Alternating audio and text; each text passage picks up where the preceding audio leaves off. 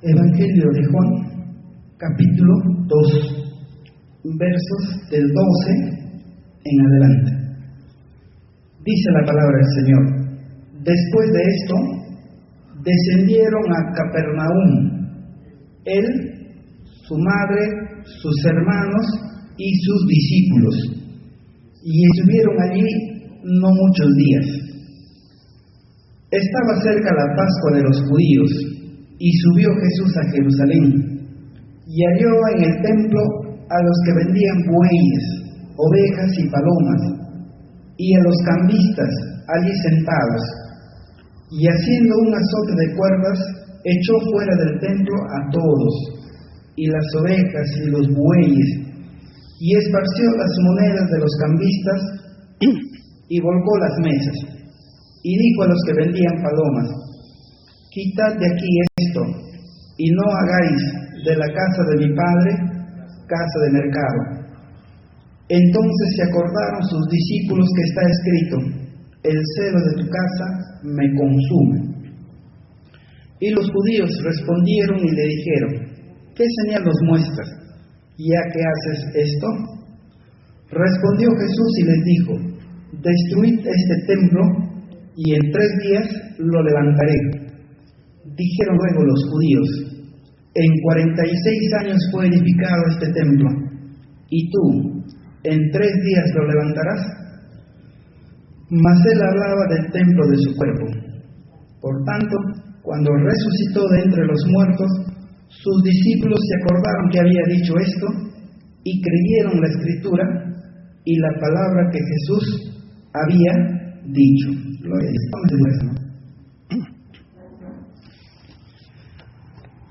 El verso 12 empieza y dice: después de esto descendieron a Capernaum. ¿Dónde nació nuestro Señor Jesús? En Belén, ¿verdad?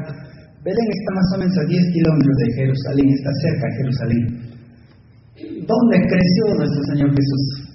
¿Dónde vivió su niñez, su adolescencia? ¿En qué lugar? ¿En qué lugar? ¿Recuerdan? En Nazaret, exactamente. Ya cuando el Señor empieza su ministerio, luego de descender a Caná, donde veíamos que convirtió el agua en vino, luego dice el texto que descendió a Capernaum. Y en esta parte del texto, hermanos, nos indica de que Jesús está cambiando su residencia. Jesús ya deja Nazaret y Jesús ya empieza a vivir en Capernaum. Capernaum ya va a ser el lugar donde nuestro Señor Jesús va a residir. ¿Por qué lo hizo? Bueno, Nazaret era un pueblo pequeño y era un pueblo que estaba más alejado. En cambio, Capernaum era un pueblo mucho más grande y había mucha más gente. Y era más fácil que de Capernaum el Señor pudiera realizar su ministerio, por lo menos en esta primera fase. Esa fue la razón entonces que nuestro Señor Jesús deja Nazaret y ahora hace su residencia en Capernaum. Luego el texto dice: estaba cerca la Pascua de los judíos y Jesús subió Jesús a Jerusalén. Recuerden, habían 3 fiestas al año que los judíos deberían de estar obligatoriamente: la fiesta de la Pascua, la fiesta de Pentecostés y la fiesta de los tabernáculos. En estas 3 fiestas era obligatorio que los judíos tendrían que visitar Jerusalén. Ahora, ¿para qué visitaban los judíos a Jerusalén? ¿Por qué cree usted? ¿Por qué ellos eran convocados a Jerusalén? ¿Cuál sería la razón? ¿Por qué cree? Claro. Estaba allí el templo de Dios, o sea, no había otro templo. Entonces diríamos, si tú vivías lejos de Jerusalén, no tenías opción de ir a orar a Dios al templo. Entonces, si tú vivías lejos de Jerusalén, lo que tenías que hacer por lo menos era disponer tu tiempo para, por lo menos en estas 3 fiestas principales, poder estar ahí en el templo, por lo menos en esas 3 fiestas al año. Ahora, si podían más, ¿no? Pero algunos visitaban solamente esas 3 principales fiestas, y los que vivían mucho más lejos iban una sola vez al año. Entonces era para participar del servicio, del culto a Dios, pero también había otra cuestión importante: llevar los diezmos, las ofrendas, y llevar los impuestos al templo. Esa era otra razón: llevar los impuestos, los diezmos al templo. Recuerden, hermanos, en el Antiguo Testamento, ¿dónde se llevaban los diezmos? Al templo, ¿no? Al templo. Y había un pago que Moisés había especificado, que era el impuesto del templo.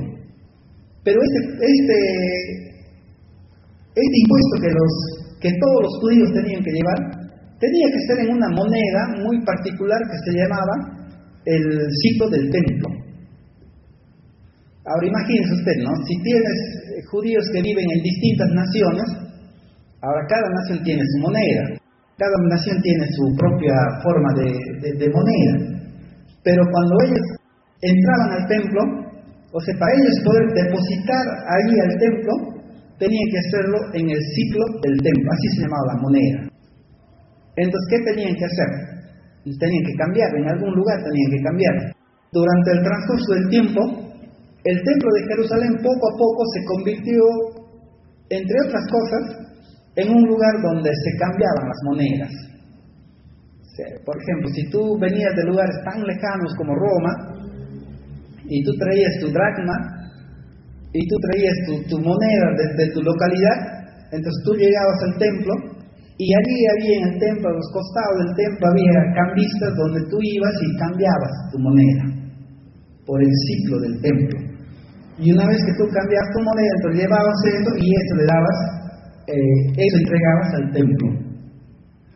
Esa era una parte. La otra parte era pagar los votos a Dios. Aquí ya tenía que ver los holocaustos que uno prometía a Dios. Y también los sacrificios que uno prometía a Dios. Decíamos que la única manera de poder tener perdón de pecados en el Antiguo Testamento era a través de un sacrificio.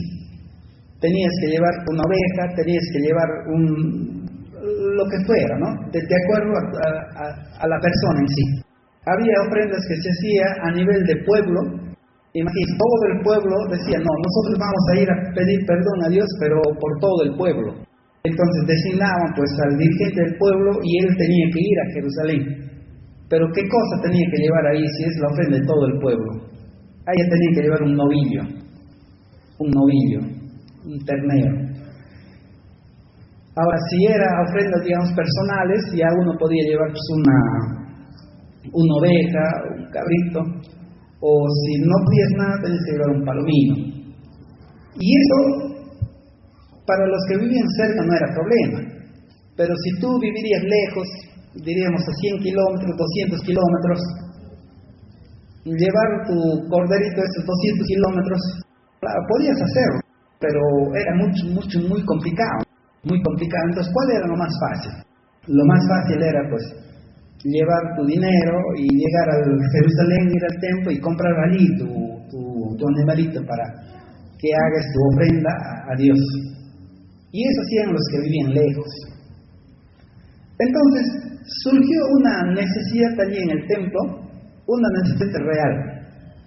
Y había gente que obviamente empezó a vender, ¿no? Vendía cabritos, vendía ovejas, vendía novillos, vendían palominos, de todo, vendían todo lo que se requería. Ahora el Señor Jesús, Él iba al templo frecuentemente, su familia anualmente iban al templo. Entonces Él durante los 30 años, hasta que Él empezó su ministerio, entonces Él iba y Él observaba.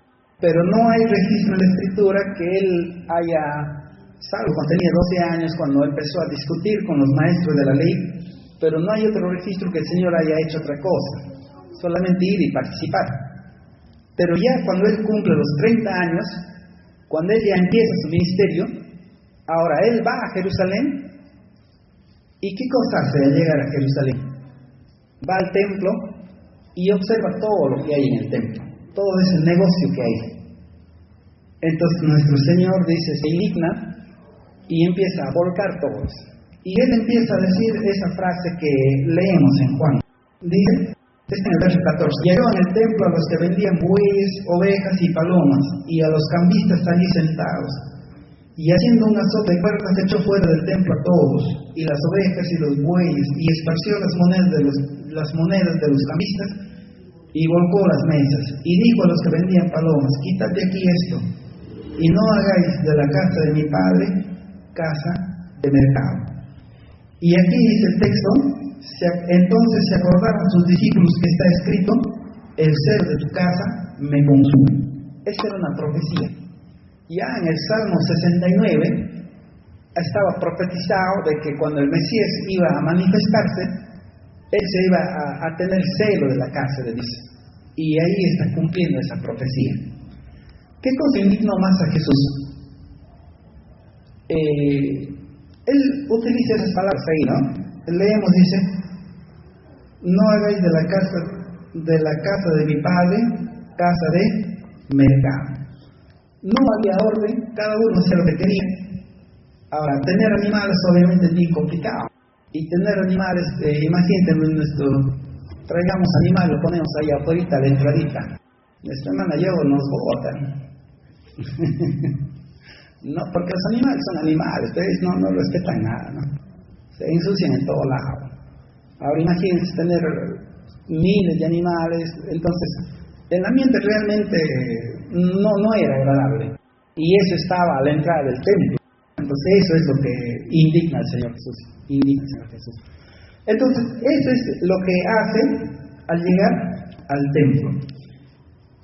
Y luego, ¿qué cosa dicen los judíos? ¿Qué señal nos muestras ya que haces esto? Respondió Jesús y le dijo, destruid este templo y en 3 días lo levantaré. Ahora, esta frase, hermanos, de Jesús cuando dice, destruid este templo y en 3 días lo levantaré, mira, claro, él se refiere a qué? A su cuerpo, ¿no? Pero los judíos, ¿qué cosa entienden? Él se entiende que es el templo físico. Ahí hay un problema. Ahora, el problema no está en Jesús, sino el problema está de quienes entienden lo que quieren entender. Y eso, hermanos, es lo que pasa en este tiempo. Mucha gente entiende lo que quiere entender. Ese es el problema. Uno escucha a Jesús y entiende lo que quiere entender. Lo que quiere entender. Y ellos lo que escucharon ahí, después lo van a utilizar más adelante contra Jesús. Y veamos, marque usted el Evangelio de Juan y vamos a volver a Juan. Pero veamos, por ejemplo, algunos textos. En Mateo 26:61. Mateo 26:61. Evangelio de Mateo, capítulo 26, el verso 61.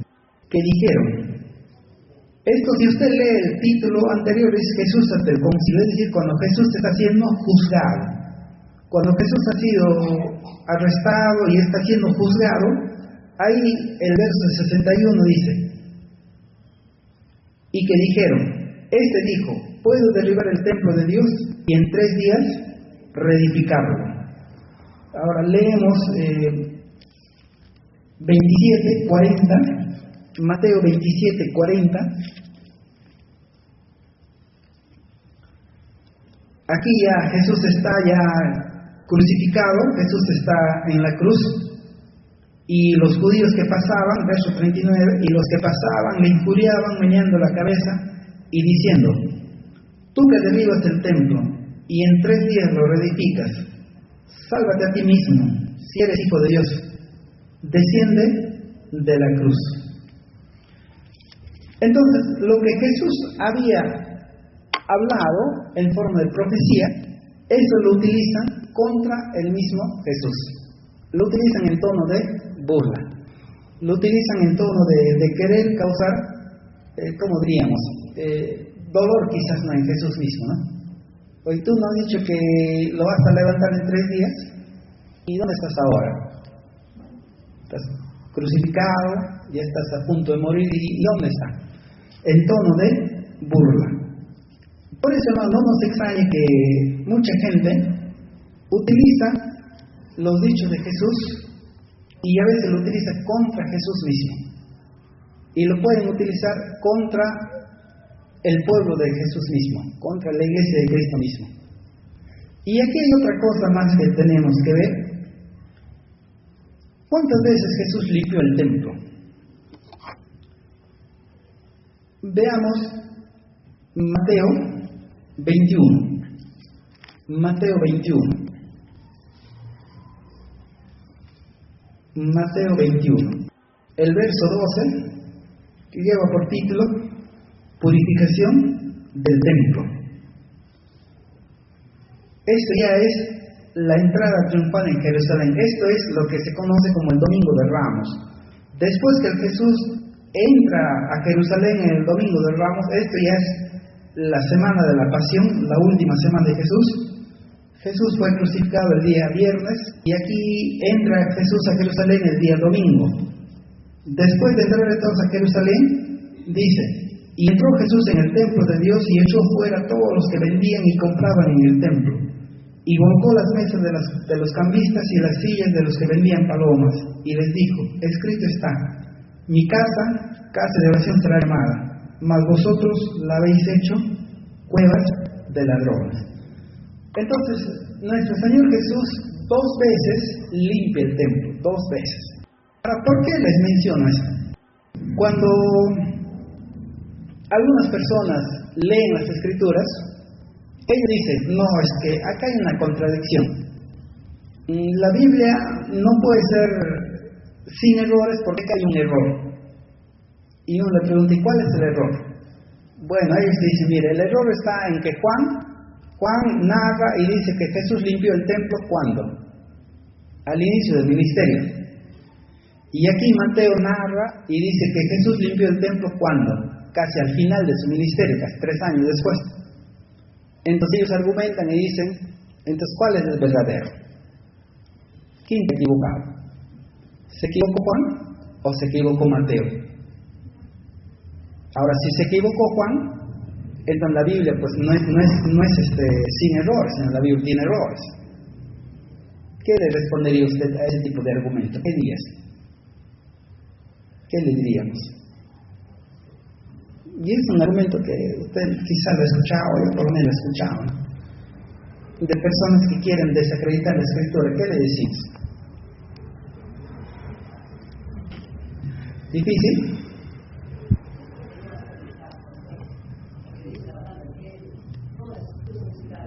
Claro, todas las Escrituras son inspiradas por Dios. Ya, pero ¿qué le respondemos entonces? Mira, hermanos, en teología hay un principio, tiene un nombre bien interesante, lo llaman el principio, la navaja de Ockham. Bueno, pero más allá de ese nombre, el principio es simple. El principio dice: tú lees la Escritura, interprétalo de la forma más simple que tú creas. No te hagas complicaciones. O sea, tú lees y si tú lo puedes interpretar de la manera más simple que puedas, interprétalo de esa manera. Cuando nosotros aplicamos ese principio de la teología, decimos: a ver, ¿qué nos dice Juan? Que el Señor limpió el templo al principio de su ministerio. Ahora, ¿qué nos dice Mateo? Que el Señor limpió el templo al final de su ministerio. Entonces no nos hacemos problemas, sino el Señor ¿cuántas veces limpió su templo? 2 veces. Uno lo hizo al inicio y otro lo hizo al final. Ahora Juan narra la primera vez y Mateo narra la segunda vez. Eso no es contradicción, sino simplemente que los evangelios son así. O sea, ¿cuántos milagros hizo Jesús? Muchísimos, muchísimos milagros. Pero Juan, ¿cuántos milagros rescata? No rescata todo lo que Jesús hizo, sino Juan rescata, decíamos, 7, y él los llama señales, nada más. Entonces, si alguien lee Juan va a decir: no, entonces el Señor no hizo muchas señales. No, el Señor hizo muchas señales, sino que Juan lo que hace es, él solamente rescata a algunos y eso lo pone por escrito. Ahora obviamente Mateo también igual, ¿no? Por su parte Mateo, él, bueno, es por inspiración, ya no, ellos seleccionan parte de lo que Jesús hizo y lo ponen por escrito. Ahora entonces cuando nosotros leemos Juan y cuando nosotros leemos Mateo, nos damos cuenta entonces que el Señor Jesús en realidad limpió 2 veces su templo. Uno al inicio de su ministerio y otro al final de su ministerio. Esa sería la respuesta y más sencilla, ¿no? Sin complicarse la vida. Pero hay gente que sí busca siempre desacreditar, hacer quedar mal al texto bíblico. Pasamos a una segunda parte, Juan capítulo 3. Juan capítulo 3. Y aquí ya es un pasaje muy conocido. Bueno, este pasaje es muy conocido, ¿no? Donde dice, pero antes en el verso 23, Juan capítulo 2, verso 23, dice, estando en Jerusalén en la fiesta de la Pascua, muchos creyeron en su nombre, viendo las señales que hacía. Pero Jesús mismo no se fiaba de ellos, porque conocía a todos, y no tenía necesidad de que nadie le diese testimonio del hombre, pues él sabía lo que había en el hombre. Entonces aquí lo que mencionamos acerca de Juan. Juan aquí está mencionando el verso 23, muchos creyeron en su nombre viendo las señales que hacía. Entonces, ¿qué son las señales? Las señales son los milagros que el Señor hacía. Juan los llama señales. No solamente son los señales que Juan escribió así detalladamente, sino hay muchos más. Y eso Juan no los dice. Juan dice que han sido muchos, ¿no? Pero no nos da detalles de cuáles más han sido. Y luego dice, Jesús mismo no se fiaba de ellos porque conocía a todos. Eso nos habla, hermanos, de la deidad de Cristo Jesús. Jesús entonces, más que solamente un gran maestro, más que solamente un profeta, Jesús era Dios mismo. De tal manera que Él podía saber lo que la gente estaba pensando. Cuando la gente venía y decía, pues, Señor, mira, mi hija está enfermo, Señor, mira, que si tú lo sanas, que yo te prometo esto, que yo te prometo esto, y venían las promesas, juramentos, nuestro Señor Jesús ya sabía que era de boca para afuera. Cuando venía la gente y decía, Señor, que por aquí, que por allá, que el Señor Jesús ya sabía que era de boca para afuera. Y por eso dice el texto, Jesús no se fiaba de ninguno. Así dice, ¿no? Jesús no se fiaba de ellos porque conocía a todos. Ahora, Jesús se puede fiar de ti, ¿no? Jesús se puede fiar de nosotros, ¿no? O nosotros estaremos en este grupo aquí. No creo, ¿no? Por eso dice el texto, hermanos, mejor es no prometer que prometer y no cumplir. Si vas a prometer algo y tú sabes que no lo vas a cumplir, pues mejor no lo prometas, porque de nada va a servir. Más bien es algo que en contra nuestra. Porque recuerda, hermanos, Jesús sabe todas las cosas. Jesús conoce todas las cosas. Entonces cuando uno viene, y eso pasa, hermanos, pasa. Viene, alguien está enfermo en casa, entonces dice, hermano, por favor, hay que orar por tal persona, ¿no? Y después dice, hermano, mira, a ver si yo te prometo que me voy a reconciliar, yo te prometo, hermanos, que voy a ir a la iglesia, y ahí voy a estar sin faltar, hermano, ahí me vas a ver sin faltar, claro, uno le puede creer, ¿no?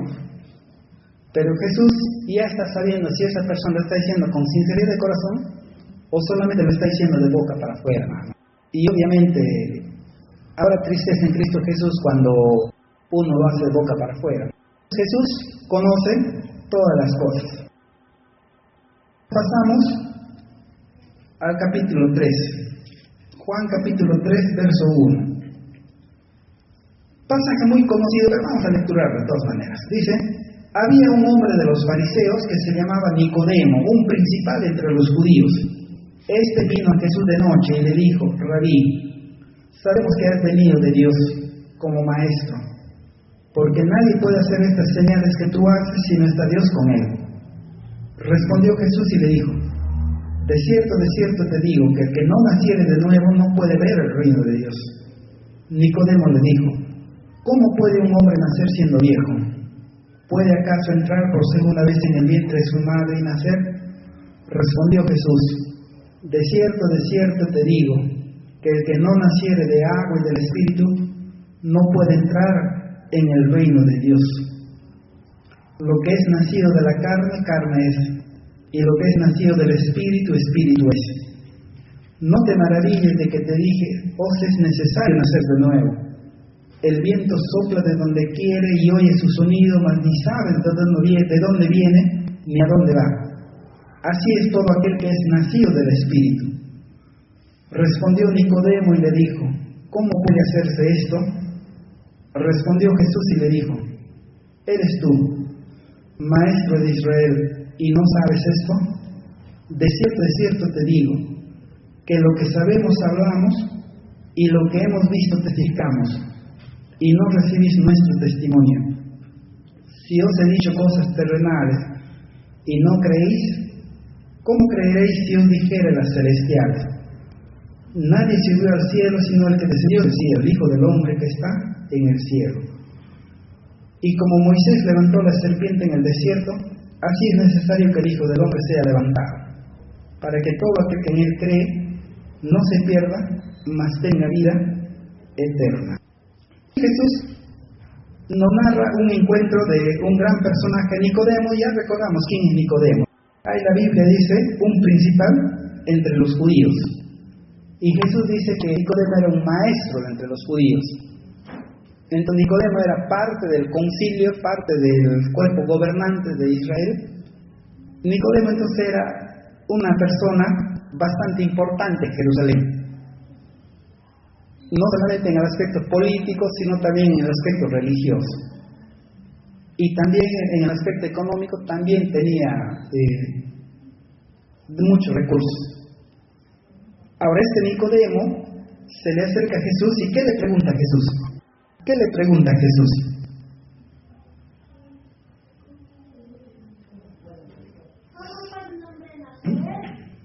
Primeramente, ¿qué le dice? Es el segundo, ¿no? Pero primero, ¿qué le dice? Rabí, sabemos que has venido de Dios como maestro, porque nadie puede hacer estas señales que tú haces si no está Dios con él.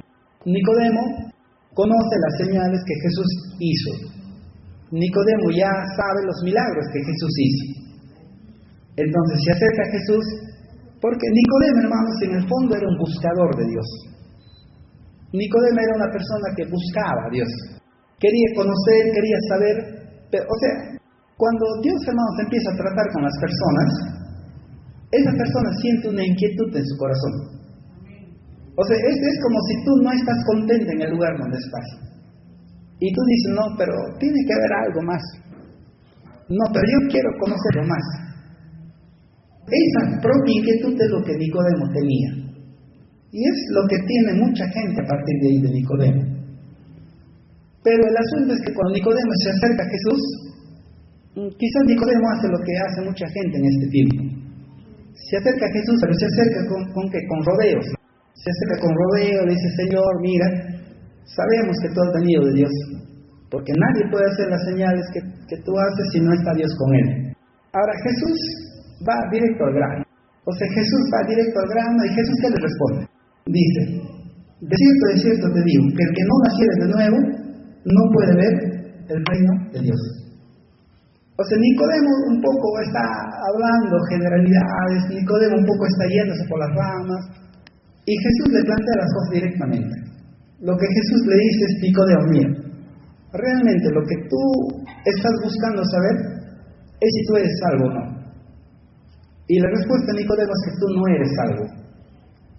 Y la respuesta de Nicodemo es que nadie es salvo, sino que, si no nace de nuevo. Esa es la maravillosa revelación de nuestro Señor Jesucristo. Nadie puede ser salvo si no es nacido de nuevo. Usted le pregunta a cualquiera, a un mormón, a un testigo de Jehová, a un católico, a un coreano, a cualquier persona que se presenta así como cristiano, oye, ¿tú has nacido de nuevo? Ahora, si te dice que no es salvo, no es salvo. No es salvo. Sencillamente no es salvo. Ahora mira, Nicodemo era un hombre religioso. Era maestro, enseñaba sobre religión. Nicodemo posiblemente sería visto como el ejemplo de muchos judíos. un hombre serio, un hombre exitoso en lo político, en lo económico, en lo social. ¿Quién no quiere ser como Nicodemo? Un hombre respetado, ¿quién no quiere ser como Nicodemo? Pero Jesús le dice, mira, tú no eres salvo. No, pero yo voy al templo, no sé, todos los días yo doy mi diezmo, yo hago esto, sí, pero no eres salvo. No, pero yo enseño las escrituras, yo enseño la Torah, pero no eres salvo. Esa es la respuesta de Jesús, hermanos, a todos nos dice en ese tiempo. La única manera de ser salvos es naciendo de nuevo. Esa es la única manera de ser salvos. Entonces, una vez que el Señor ya deja eso en claro, ahora pasa a una segunda parte, ¿no? ¿Y Nicodemo qué le responde? Claro, esa es la pregunta ya de mucha gente. Ya está bien, ya yo acepto que tengo que nacer de nuevo. Ahora, ¿cómo nazco de nuevo? ¿Cómo hago para nacer de nuevo? ¿Tengo que volver a entrar en el vientre de mi madre y nacer de nuevo? Y Jesús le dice, ¿qué le responde Jesús? De cierto te digo, que el que no naciere de agua y del Espíritu no puede entrar en el reino de Dios. Este verso 5, hermanos, es objeto de mucha controversia en el pueblo cristiano en general. Pareciera, hermanos, que a veces pareciera que las cosas son claras, pero quizás son claras para ti, pero para mucha gente las cosas no están tan claras. O sea, mucha gente lee y entiende de diferente manera. Mire, este texto, el verso 5 que leemos, nuevamente, leemos el verso 5 y dice, de cierto te digo, que el que no naciere de agua y del Espíritu no puede entrar en el reino de Dios. Se han sugerido, hermanos, muchas maneras de interpretar este texto. Hay teólogos de las diferentes iglesias han interpretado este texto, interpretan este texto de muy diversa manera. Aquí te estoy mostrando las 4 principales, pero hay más. ¿Cuál es el número 1? Dice, se refería a la regeneración bautismal. Es decir, algunos teólogos van a decir, no, lo que aquí el Señor dice es que tienes que bautizarte. Tienes que bautizarte, entonces una vez que te bautices, entonces ahí sí estás naciendo de nuevo. Ahora, esta opinión es el que interpreta la Iglesia de Roma, la Iglesia Católica. En la Iglesia Católica, ellos dicen, si tú quieres ser cristiano, ¿qué tienes que hacer? Tienes que bautizarte. Si tú quieres ser hijo de Dios, ¿qué tienes que hacer? Tienes que bautizarte. Entonces, cuando tú te bautizas, recién tú eres un hijo de Dios y recién tú eres parte de la Iglesia de Cristo. Así es como ellos enseñan. Pero ese será el sentido del texto, así será como lo han interpretado las iglesias evangélicas, y la realidad es que no. Ahora, este texto de aquí, ahí usted tiene anotado lo siguiente, ¿no? Esto se refute con otros textos bíblicos.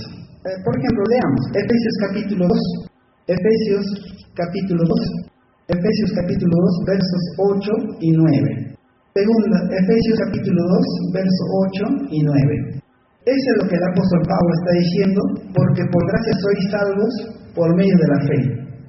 Y esto no de vosotros, pues es un don de Dios, no por obras, para que nadie se gloríe. Ahora, esa es una declaración del apóstol Pablo, y es una declaración sencilla. A ver, ¿quién no entiende esa declaración? ¿Habrá alguien que no entienda? ¿Se entiende o no se entiende lo que dice el apóstol? ¿Se entiende, sí o no? ¿Qué cosa dice el apóstol? Nuevamente, ¿qué dice el apóstol? Leemos nuevamente y dice, porque por gracia sois salvos por medio de la fe. Y esto, no de vosotros, pues es don de Dios. Y luego dice, no por obras, para que nadie se gloríe. Este es el texto, obviamente, que los reformadores empezaron a rescatar, porque la iglesia había ocultado estos textos. Entonces, lo que enseña aquí el texto es de que la salvación es ¿por qué la salvación? Por gracia. Y el verso 9 dice, no por obras, para que nadie se gloríe. Hermanos, si el bautismo nos trajera la salvación, ¿yo qué podría decir? Yo podría decir, mira, yo soy salvo porque me bautizaron. Mira, mi hijo es salvo porque yo como papá lo he bautizado. Mi hija es salva porque yo como mamá lo he bautizado. Ese es hermanos. Salvación por obras. Pero el apóstol dice, no, la salvación no es por obras. ¿Para qué dice? Para que nadie se gloríe. La salvación es un acto ya posterior a cuando una persona pone fe en Cristo Jesús. Es un acto posterior. No es un acto previo, es un acto posterior. 1 Corintios, capítulo 1, verso 17. Pues no me envió Cristo a bautizar, sino a predicar el Evangelio, no con sabiduría de palabras, para que no se haga vana la cruz de Cristo. Ahora, no perdamos el enfoque.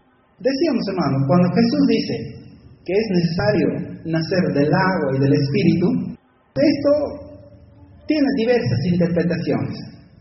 La primera manera de interpretar que estamos viendo es cuando hay teólogos, hay estudiantes y todos ellos muy destacados que dicen que lo que Jesús está diciendo ahí es el bautismo.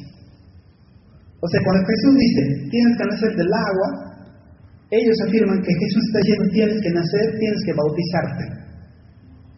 Eso afirman ellos que dice el texto. Pero nosotros estamos viendo textos que contradicen esta manera de interpretar, ¿verdad? Entonces, ¿cuál es el texto que vamos a leer ahora? 1 Corintios 1, 17, ¿verdad? Pues no me envió Cristo a bautizar, sino a predicar el Evangelio. Y luego dice, no con sabiduría de palabras para que no se haga vana la cruz de Cristo. Mira, el apóstol Pablo hace una declaración muy asombrosa. El apóstol Pablo dice, mira, Cristo no me envió a bautizar. Claro, esto es duro, ¿no? Claro, uno puede decir, Señor, pero si el bautismo es el requisito indispensable para ser salvos, y aquí el apóstol Pablo está diciendo, a mí no me envió Cristo a bautizar. Bien, bueno, hay textos así que son bien complicados, ¿no? Bien complicados.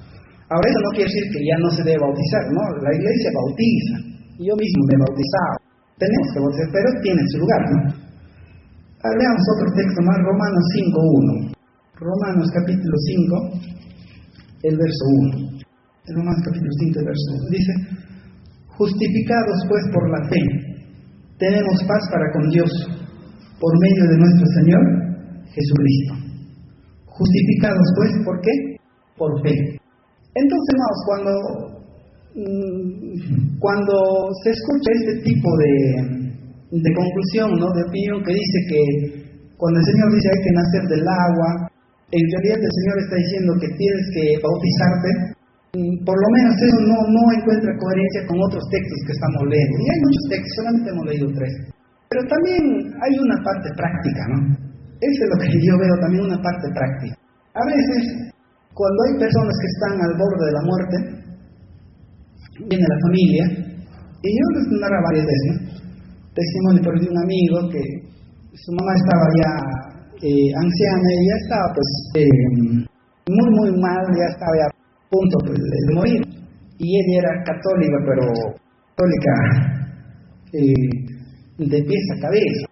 Y mi amigo me dice, mira, mi mamá todos los meses del mes morado, ella se pone su túnica morada, devotísima del Señor de Milagros, devotísima, de aquí lo llaman patrón de Juan.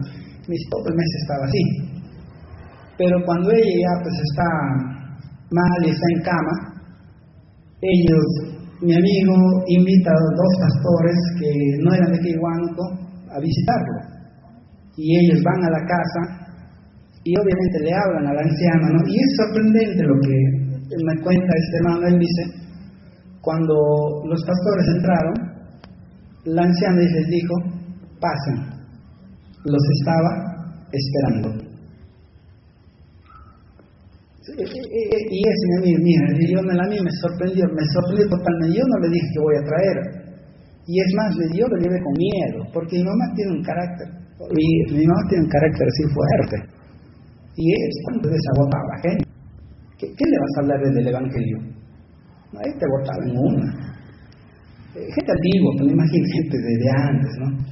Entonces yo con temor les llevo a los amigos, inclusive los amigos cuando fueron los pastores les dijo, no, mi mamá es difícil, ¿no? Hay que decir que vamos a orar por su salud, de repente se puede resentir, así de, a mí hemos venido a orar por su salud. Entonces eso fue diríamos, lo que es hoy como estrategia, ¿no? Pero cuando están entrando a la habitación, la anciana le dicen, los estaba esperando. Entonces obviamente ellos entendieron ya que el Señor mismo estaba tratando ahí. Los pastores entendieron, entonces le presentaron el Evangelio y le dijeron lo que estamos comentando aquí. Mira, si quieres ser salvo tienes que nacer de nuevo, entre otras cosas más. ¿Cómo se nace de nuevo? Tienes que entregar tu vida a Cristo Jesús. ¿Quieres entregar tu vida a Cristo Jesús? Sí. ¿Crees que Jesús es Señor y Salvador? Sí. Y la anciana, en su lecho de muerte, entregó su vida a Cristo Jesús.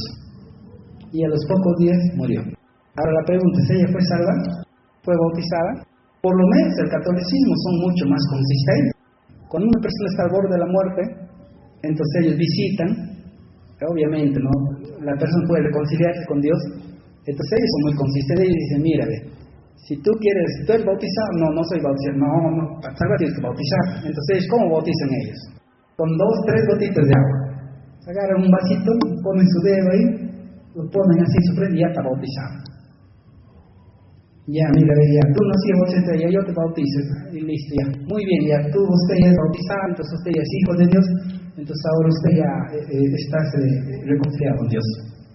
Son mucho más consistentes nosotros, ¿verdad? Pero el bautismo no es tampoco así, pues, ¿no? ¿Cómo es el bautismo? No es que yo agarro 2 gotitas de agua y listo, eso. Para nosotros no es el bautismo bíblico. El bautismo bíblico es por inmersión. Te sumergen en el agua, es el bautismo bíblico. Bueno, entonces, eso ya son, diríamos, las razones prácticas, ¿no?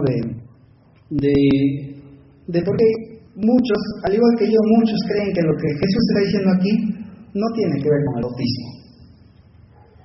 Ahora, otra cosa, por ejemplo, que yo he visto, hay pastores que predican eso, que dicen, no, que aquí dice que tienes que bautizarte.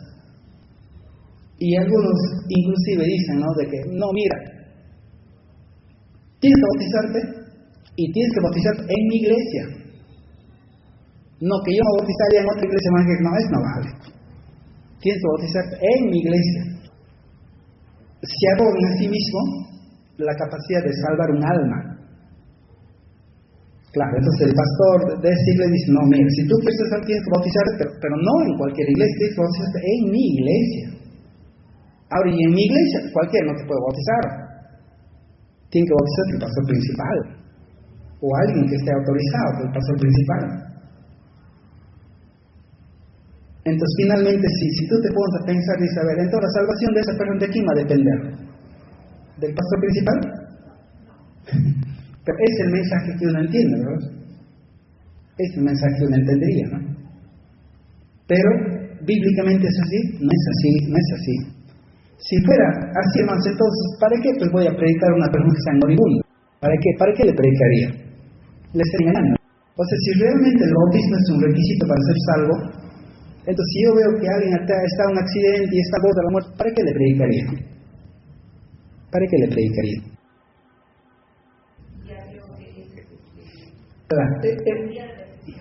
Claro. Ojo, hermanos, que aquí no estamos queriendo decir tampoco pues que ya no se debe bautizar. Eso tampoco no es la idea. La idea, hermanos, que el bautismo uno tiene que hacerlo. Mira, y yo te contaba mi testimonio. Mira, yo era predicador de la Iglesia Católica, yo enseñaba lo que es el bautismo. Tienes que bautizar para ser salvo. Yo les puedo predicar acerca de eso. Pero luego entendí que no es tanto así. Pero en mis primeros tiempos, como parte de la iglesia evangélica, mi pastor me decía, tienes que bautizarte. Y yo le decía, no, pues yo soy bautizado. ¿Cómo se bautiza? En nombre del Padre, del Hijo y del Espíritu Santo. A mí me bautizaron así. El cura me dijo, yo te bautizo en nombre del Padre, del Hijo y del Espíritu Santo. Yo soy bautizado. ¿Y para qué me voy a bautizar de nuevo? Y usted supiera las discusiones, hermano. Usted supiera las discusiones que tenían. Más bien, mis pastores son así muy pacientes. Bastante pacientes. Programaron a la iglesia un bautismo una lista de bautismo y me dijeron, ¿yo te vas a bautizar? No, yo soy bautizado. No, yo soy bautizado. Hacer discípula, sí, discípula 1, discípula 2, discípula 3, sí, pasa todo. Pero bautismo, no, ya soy bautizado. Y no me bauticé ahí, pues. O sea, fui, obviamente, toda la iglesia fui, yo también fui, vi, se bautizaron. Mira, pero un domingo yo estando en la iglesia, el Señor me habla en el corazón. Y el Señor me dice, Joner, tienes que bautizarte. Cuando el Señor te habla, hermanos, ya no hay nada que hacer. Ya no hay argumentos, ya no hay peros, ya no hay argumentos, ya no hay nada. Ya. Terminó el servicio, estamos caminando, saliendo de la iglesia, y yo me acerco al pastor y el pastor, ¿sabes qué? Quiero bautizarme. Amén, gloria a Dios, ya te bautizamos. Mañana mismo y lo bautizaron al día siguiente. 6 de la mañana fue el bautismo. Fuimos, me bauticé y después saliendo ahí nos fuimos a trabajo. Esta vez estaba trabajando en la MTC. Me bauticé y al trabajo. Eso es mi bautismo. Yo creo que hay que bautizarse, ¿no? Yo creo eso. Y se enseña eso. Pero yo no creo que sea un requisito indispensable para hacer la salvación. Más bien es lo que yo veo que es una evidencia. O sea, ¿cómo tú sabes si eres salvo o no? ¿Cómo sabes tú? Porque cualquiera hace su decisión de fe, cualquiera puede hacer su decisión de fe. Ahora, ¿tú cómo sabes que eso fue realmente una confesión de fe sincera? Entonces ahí ya viene una serie de evidencias, y una evidencia es el bautismo. O sea, si tú has entregado tu vida a Cristo, y tú, ahora obviamente para bautizarse, ¿no? Hay una serie de cosas que uno tiene que, eso ya usted lo puede conversar con los líderes, ¿no? El pastor, con los diáconos. Hay una serie de cosas que hay que tener en cuenta. Entonces, si tú cumples con todo eso, estás listo a bautizarte. Pero si tú crees que hay algo, entonces hay que conversar sobre eso. Hay que ver a ver por qué no, y qué se puede hacer. Eso ya lo dejamos a las manos del Señor. Ya el Señor es especialista hablando de este tipo de cosas. Si usted viera las cosas que yo he visto el Señor hace, muchas cosas el Señor hace. Entonces, cuando uno puede bautizarse y uno cumple los requisitos para bautizarse y no se bautiza, entonces obviamente está en desobediencia, ¿no? Está en desobediencia. Tiene que bautizar. Y en mí pasó pues que el Señor mismo fue muy misericordioso conmigo, ¿no? Él mismo puso eso en mi corazón. Claro, o sea si es que digamos la persona tiene convicción, yo creo más que si la persona menciona es por algo lo dice. De repente cuando él hizo su confesión de fe no fue una confesión sincera. Entonces obviamente cuando se bautizó no tenía digamos una reconciliación con el Señor real, sino quizás por muchas circunstancias, ¿no? Entonces en ese caso procedería, ¿no? Yo diría que no había inconveniente, ¿no? Bueno, si la persona es pues bueno, eso yo diría más bien que el Señor mismo ya lo está confrontando a él, ¿no? Entonces si la persona realmente ha entregado su vida a Cristo y quiere bautizarse, entonces normal, se puede bautizar, ¿no? Pero hacerlo ya por otros, por ejemplo, ¿no? Ahorita hay turismo a la Tierra Santa, ¿no? Entonces tú pagas, no sé, $5,000 y te puedes ir a la Tierra Santa. Y llegas al río Jordán y te bautizan en el río Jordán. Eso ya pues es, ¿qué diríamos? Hasta burla puede ser eso. No, es que yo me bautizo en el río Jordán, ¿por qué? Porque ahí se bautizó Jesús y por muchas razones, ya. Esa es otra cosa, ¿no? Pero si una persona sinceramente quiere bautizarse, normal, se puede bautizar. Por lo menos eso es lo que yo creo, ¿no? Y muchos creen también eso, ¿no? Ahora, hay mucha responsabilidad en la iglesia, amados. Hay mucha responsabilidad en la iglesia en las decisiones que las personas toman. A veces nosotros presentamos el Evangelio y lo hacemos a veces de manera tan a la ligera que no le hacemos el seguimiento adecuado. años atrás, las Asambleas de Dios hicieron una labor de evangelización grande aquí en Guam. No sé si usted pasó, por donde yo participé, a mí me tocó estar en una zona ya de fondos al fondo. Ahí fuimos y tocamos casa por casa.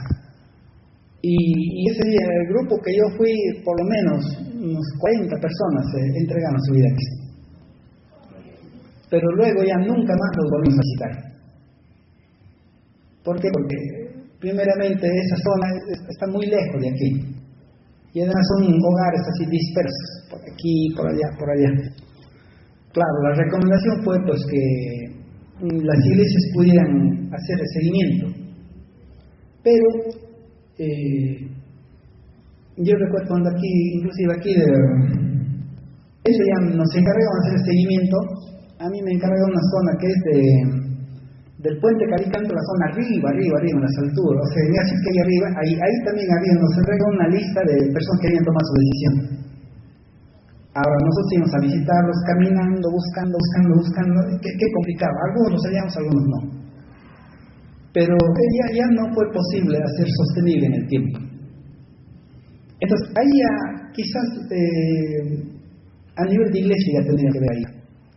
Porque normalmente, ¿qué es lo que debe pasar? Mire, normalmente lo que debe pasar es lo siguiente. Invitamos a una persona a que entregue su vida a Cristo. Entonces la persona entrega su vida a Cristo. Entonces ahora nosotros como iglesia tendríamos que asumir nuestra responsabilidad para con esa persona. Entonces tendríamos que escribir sus datos, teléfono, domicilio, etcétera. Y ahí mismo decir, mira, te pones a visitar a casa. ¿Qué día te pones a visitar a casa? Y hacer lo que antes hacíamos, ¿no? O sea, visitarlos. Si vienen a la iglesia, seguir animando y hacer con eso el discipulado. O sea, discipulado 1, 2, 3. Esa es la manera, hermanos, que la persona pueda crecer. Recuerda, el Evangelio dice que cuando uno nace de nuevo, Pablo va a decir, es como un bebé espiritual. Si a un bebé espiritual, ¿qué le puedes mandar a hacer? Lava los platos, limpia la casa. ¿Qué le puedes mandar al bebé? A un niño, ¿qué le puedes mandar a un niño? Ahora, para que un niño se convierta en un hombre maduro, en una mujer madura, ¿qué tienes que hacer? Tienes que alimentar. En la vida espiritual, el apóstol Pablo dice que es así también. Muchos se han quedado como bebés espirituales, muchos. Entonces quizás ha pasado el tiempo, 10 años, 20 años, y porque nunca hay un discipulado. Entonces, ¿estás el discipulado? No. Ese es el problema, hermanos. Y yo creo que por ahí va el problema, ¿no?